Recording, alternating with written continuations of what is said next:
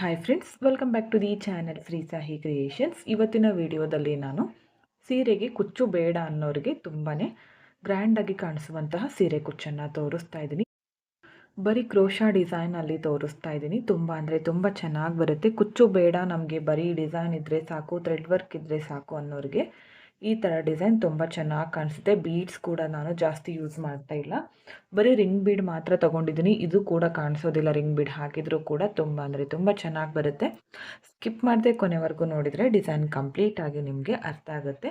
ಸೀರೆ colour combination ಬಂದು green ಮತ್ತು ಪೀಚ್ ಕಲರ್ ಇದೆ. ಬಾರ್ಡರ್ನಲ್ಲಿ ನನಗಿಲ್ಲಿ ಡಾರ್ಕ್ ಗ್ರೀನ್ ಬಂದಿದೆ, ಅದಕ್ಕಾಗಿ ನಾನು ಪೀಚ್ ಕಲರ್ ಮತ್ತು ಡಾರ್ಕ್ ಗ್ರೀನ್ ಈ ಎರಡು ತರಹದ ಕಲರ್ಗಳನ್ನು ಯೂಸ್ ಮಾಡಿ ಡಿಸೈನನ್ನು ತೋರಿಸ್ತಾ ಇದ್ದೀನಿ. ಇದು 8 ಎಳೆ ತಗೊಂಡಿದ್ದೀನಿ ಪೀಚ್ ಕಲರು, ಹಾಗೆ ಈ ಗ್ರೀನ್ ಕಲರು 6 ಎಳೆ ತಗೊಂಡಿದ್ದೀನಿ.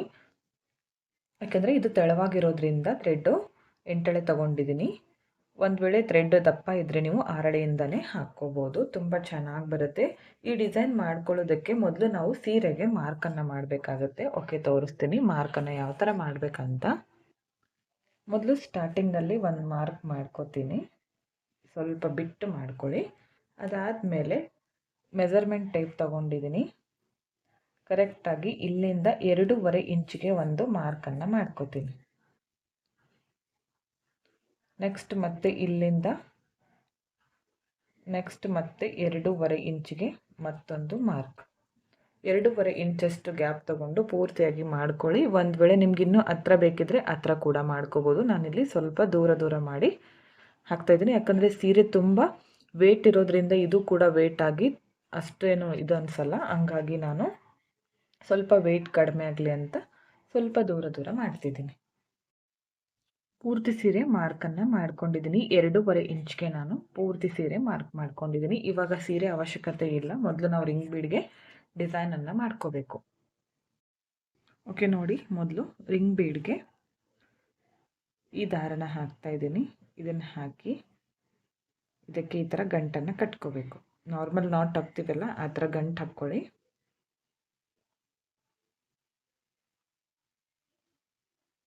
ಒಂದು 2 ಗಂಟು ಹಾಕಬೇಕು.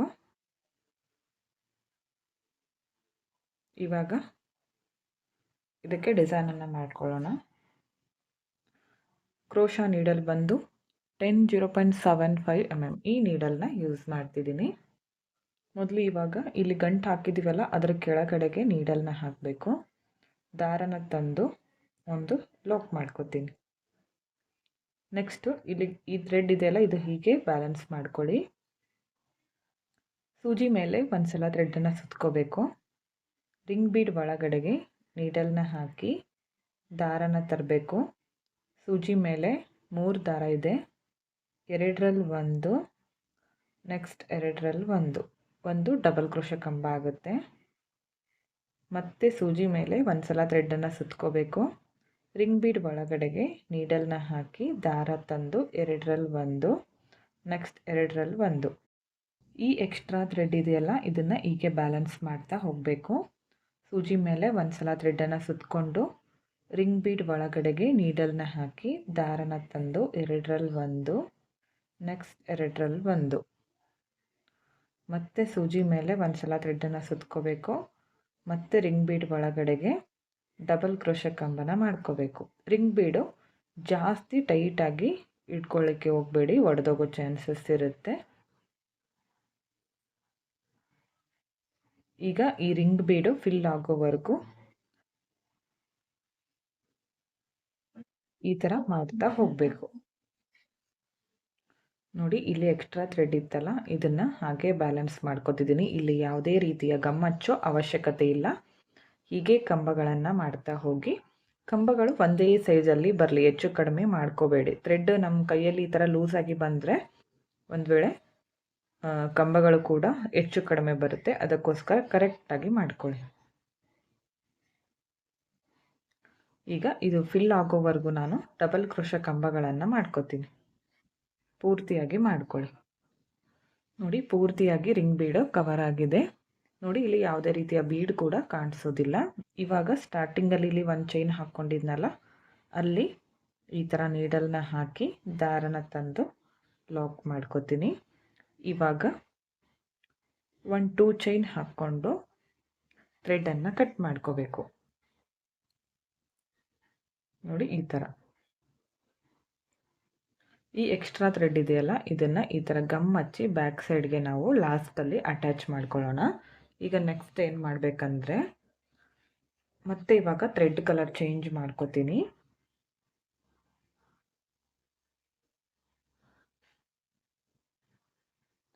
ಇಲ್ಲಿಂದಾನೆ ನಾನಿವಾಗ ಇದಕ್ಕೆ ಗಂಟು ಹಾಕಿ ಇಟ್ಕೊಂಡಿದ್ದೀನಲ್ಲ,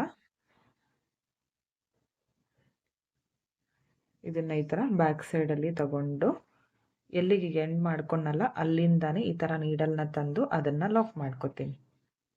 ಓಕೆ, ಲಾಕ್ ಮಾಡ್ಕೊಂಡ್ಮೇಲೆ 1-2 ಚೈನ್ ಹಾಕ್ಕೊಂಡು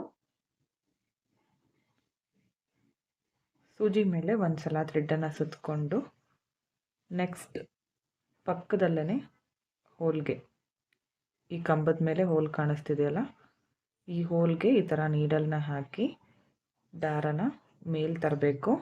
2ರಲ್ಲಿ 1, ನೆಕ್ಸ್ಟ್ 2ರಲ್ಲಿ 1 ಡಬಲ್ ಕ್ರೋಶೆ ಕಂಬ ಆಯಿತು. ಇಲ್ಲಿಂದ 1-2 ಚೈನ್ಸ್ ಹಾಕಿ ಈ ಥರ ಕರೆಕ್ಟಾಗಿ ಮಿಡಲ್ನಲ್ಲಿ ಲಾಕ್ ಮಾಡ್ಕೋಬೇಕು. 2 ಚೈನ್ ಮತ್ತು ಕಂಬದ ಮಧ್ಯದಲ್ಲಿ. ಇಲ್ಲಿಂದ ಮತ್ತೆ ಸೂಜಿ ಮೇಲೆ ಒಂದು ಸಲ ಥ್ರೆಡ್ಡನ್ನು ಸುತ್ಕೋತೀನಿ. ಪಕ್ಕದಲ್ಲಿರುವಂತಹ ಹೋಲ್ಗೆ ಡಬಲ್ ಕ್ರೋಶೆ ಕಂಬನ ಮಾಡ್ಕೋತೀನಿ. ಅದಾದಮೇಲೆ 2 ಚೈನ್ಸ್ ಹಾಕಿ 2 ಕಂಬಗಳ ಮಧ್ಯದಲ್ಲಿ ಲಾಕ್ ಮಾಡಿಕೊಂಡಾಗ ಪಿಕಟ್ ಆಗುತ್ತೆ. ಮತ್ತೆ ಸೂಜಿ ಮೇಲೆ ಒಂದು ಸಲ ಥ್ರೆಡ್ಡನ್ನು ಸುತ್ಕೋತೀನಿ. ಮತ್ತು ನೆಕ್ಸ್ಟ್ ಹೋಲ್ಗೆ ಡಬಲ್ ಕ್ರೋಶೆ ಕಂಬ. ಅದಾದಮೇಲೆ 2 ಚೈನ್ಸು 2 ಕಂಬಗಳ ಮಧ್ಯದಲ್ಲಿ ಲಾಕನ್ನು ಮಾಡಬೇಕು. ಮತ್ತೆ ಸೂಜಿ ಮೇಲೆ ಒಂದು ಸಲ ಥ್ರೆಡ್ಡನ್ನು ಸುತ್ಕೋತೀನಿ. ನೆಕ್ಸ್ಟ್ ಹೋಲ್ಗೆ ಡಬಲ್ ಕ್ರೋಶೆ ಕಂಬ. ಅದಾದಮೇಲೆ 2 ಚೈನ್ ಹಾಕ್ಕೊಂಡು 2 ಕಂಬಗಳ ಮಧ್ಯದಲ್ಲಿ ಲಾಕ್. ಮತ್ತು ನೆಕ್ಸ್ಟ್ ಹೋಲ್ಗೆ ಡಬಲ್ ಕ್ರೋಶೆ ಕಂಬ. ಈ ಥರ ಕಂಟಿನ್ಯೂ ಮಾಡ್ಕೊಳ್ಳಿ.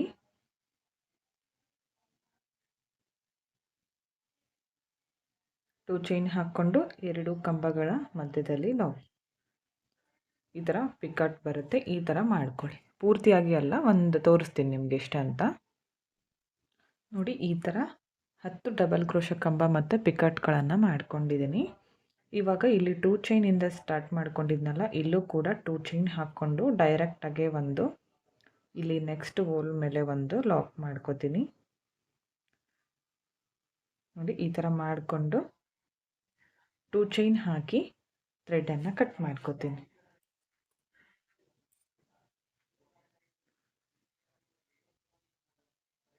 ಇವಾಗ ಈ ಎಲ್ಲ ಎಕ್ಸ್ಟ್ರಾ ಥ್ರೆಡ್ ಇದೆಯಲ್ಲ, ಇದನ್ನು ಬ್ಯಾಕ್ ಸೈಡ್ಗೆ ನಾವು ಈ ಥರ ಅಟ್ಯಾಚ್ ಮಾಡ್ಕೋಬೇಕು. ತೋರಿಸ್ತೀನಿ ನಿಮಗೆ. ಇವಾಗ ಇದಕ್ಕೆ ಬ್ಯಾಕ್ ಸೈಡಲ್ಲಿ ಈ ಥರ ಗಮ್ಮನ್ನು ಹಚ್ಚಿ ಅಟ್ಯಾಚ್ ಮಾಡ್ಕೋತೀನಿ.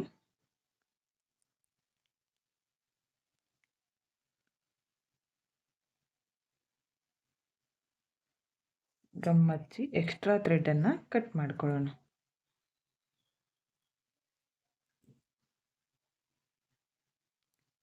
ಇಲ್ಲೂ ಕೂಡ ಸೇಮ್ ಇದೆ. ಈ ಥರ ಎಲ್ಲಿ ನಮಗೆ ಗಂಟುಗಳು ಬಂದಿದೆಯೋ ಅದನ್ನು ಗಮ್ ಹಚ್ಚಿ ಅಟ್ಯಾಚ್ ಮಾಡ್ಕೋಬೇಕು.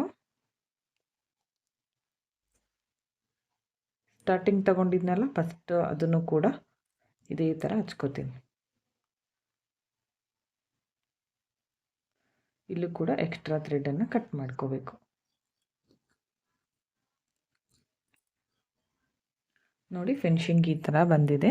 ಇವಾಗ ಇದಕ್ಕೆ ಒಂದು ಮಿಡಲ್ನಲ್ಲಿ ಈ ಥರ ಗಮ್ ಹಚ್ಚಿ ಒಂದು ಬೀಡನ್ನು ಹಾಕ್ತೀನಿ. ಈ ಥರ ನಾನು ಮಾರ್ಕ್ ಮಾಡ್ಕೊಂಡಿದ್ದೀನಲ್ಲ, ಎಷ್ಟು ಮಾರ್ಕ್ ಮಾಡ್ಕೊಂಡಿದ್ದೀನೋ ಅಷ್ಟು ನಾನು ಈ ಥರ ರಿಂಗ್ ಬೀಡ್ಗಳನ್ನು ರೆಡಿ ಮಾಡ್ಕೋತೀನಿ. ಕಂಪ್ಲೀಟ್ ಆದಮೇಲೆ ತೋರಿಸ್ತೀನಿ ನಿಮಗೆ.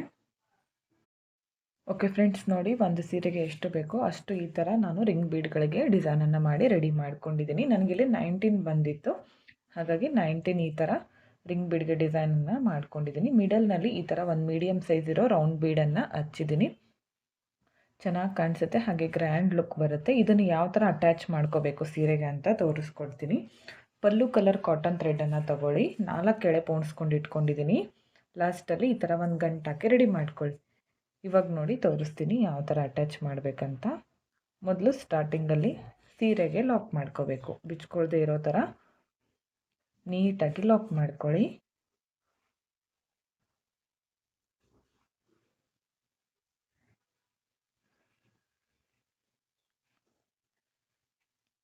ಲಾಕ್ ಮಾಡ್ಕೊಂಡ್ಮೇಲೆ ಇದಕ್ಕೆ ಒಂದು ಕ್ರೀಮ್ ಕಲರ್ ಇರುವಂತಹ ಒಂದು ಪರ್ಲನ್ನು ಆ್ಯಡ್ ಮಾಡ್ಕೊತಿದ್ದೀನಿ.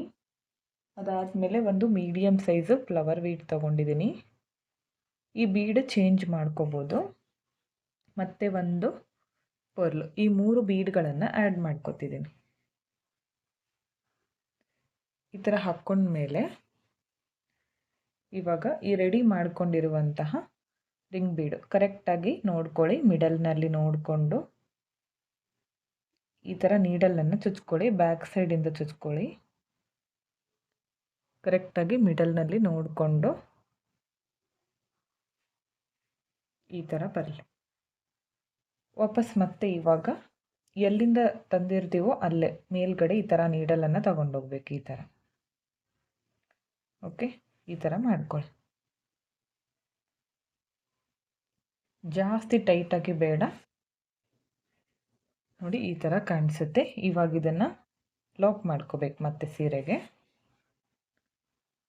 ಇದನ್ನು ನಾನು ಇಲ್ಲಿ ಬ್ಯಾಕ್ ಸೈಡಿಂದ ಲಾಕನ್ನು ಮಾಡ್ಕೋತೀನಿ. ಮುಂದ್ಗಡೆ ಆದರೆ ಥ್ರೆಡ್ ಕಾಣಿಸುತ್ತಲ್ಲ, ಅದಕ್ಕೋಸ್ಕರ ಬ್ಯಾಕ್ ಸೈಡಿಂದ ಲಾಕ್ ಮಾಡ್ಕೋತೀನಿ. ಈ ಥರ ನಾವು ಎಲ್ಲಿ ಮಾರ್ಕ್ ಮಾಡ್ಕೊಂಡಿದ್ದೀವೋ ಅಲ್ಲಿ ಪ್ರತಿಯೊಂದು ಕಡೆನೂ ಈ ಥರ ಈ ರಿಂಗ್ ಬೀಡನ್ನು ಅಟ್ಯಾಚ್ ಮಾಡ್ತಾ ಬನ್ನಿ.